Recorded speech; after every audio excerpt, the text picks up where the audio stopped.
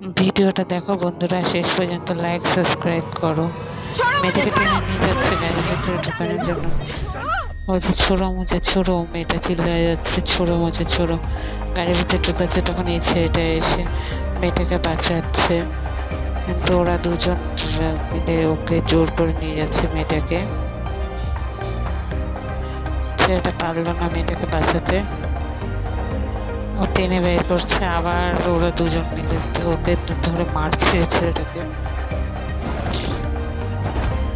মেরে মেরে ফেলে দিয়ে আবার নিয়ে চলে গেল মেয়েটাকে। পারলো না মেয়েটাকে আটকাতে। কি করে দেখি তো এখন। দৌড়ে যাচ্ছে, গাড়ি নিয়ে স্টার্ট দিল,